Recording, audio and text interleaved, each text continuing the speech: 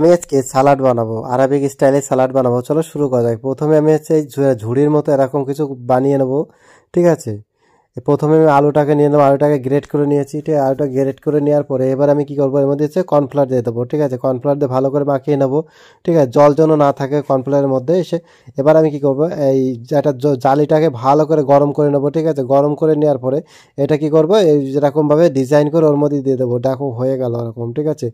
অবশ্যই এরকম করে দেখো লাল লাল হয়ে যাবে যখন, তখন এটাকে আমি সুন্দর করে বের করে নেবো, ঠিক আছে। এরকম বের করে সাইডে রেখে দেবো। এবার সাইডে রাখার পরে এবার আমি কি করব, সব করা হয়ে গেছে। এবার আমি সালাড বানাবো। সালাডের জন্য নিয়েছি টমেটো, নিয়েছি কাঁকড়ি, নিয়েছি তারপর লিতোস নিয়ে নিয়েছি, তারপর আছে আভোকাডো নিয়েছি, ঠিক আছে। তারপর আছে পনির নিয়ে নিয়েছি, ঠিক আছে। পনিরটাকে নিয়ে আসতে হচ্ছে নিয়েছি দই নিয়ে নিয়েছি, আর নিয়েছি লেবুর রস, নিয়েছি থাইনা নিয়ে নিয়েছি, ঠিক আছে। সব মিক্স করে নেবো, ঠিক আছে। এটাকে সুন্দর করে এবার লবণ দিয়ে দিলাম। লবণ দিয়ে দিয়ে এবার ভালো করে মাখিয়ে নেবো, ঠিক আছে। দেখো আভোকাডো দিয়ে সব কিছু দিয়ে মাখিয়ে দিয়ে এবার ওর মধ্যে দিয়ে দেবো, ঠিক আছে। একটা স্যালাতের পাতা নিচে দিলাম। নিচে দেওয়ার পরে এবার আমি সব কটাকে ভালো করে সুন্দর করে দেখো কত সুন্দর লাগছে।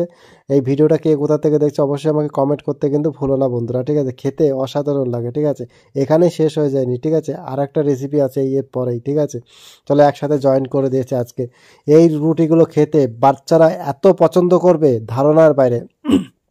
প্রথম আমি কি করেছি, দুটো তিনটে আমি ডিম নিয়ে নিয়েছি, ঠিক আছে। ডিমটাকে ভালো করে ফাটিয়ে নিয়েছি।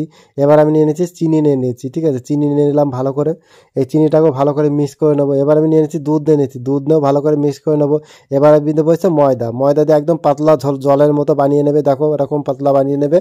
এবার আমি একটা বলের মধ্যে নিয়ে নিলাম, ঠিক আছে। বলের মধ্যে এবার হচ্ছে নন স্টিক ফ্রাই প্যান নেবে অবশ্যই, আর তারপর দিয়েছি বাটার দিয়ে এবার আমি কী করলাম, এইটাকে ভালো করে সুন্দর করে হালকা এপিস ওপিস ভালো করে ভেজে নেবো। দেখো পেকে গেছে, আমার সব করা হয়ে গেছে। এবার আমি কি করব, এবার সেটা মানে হচ্ছে ওই সস লাগাবো, ঠিক আছে। সসের নাম হচ্ছে, আমি এবার নিয়েছি চকলেট নিয়ে নিয়েছি, এবার নিয়ে নিচ্ছি হচ্ছে সর ক্রিম নিয়ে নিয়েছি। সর ক্রিম নিয়ে এপিস ওপিস ভালো করে নিয়েছি, তারপর দেখো ভালো করে মাখিয়ে নিয়েছি, ঠিক আছে। এবার হচ্ছে স্ট্রবেরি দিয়ে, এবার এটা আমি স্ট্রবেরি বানাবো যেহেতু, ঠিক আছে। স্ট্রবেরিতে খেতে দারুণ লাগে। ভিডিওটা ভালো লাগলে লাইক করবে, ধন্যবাদ।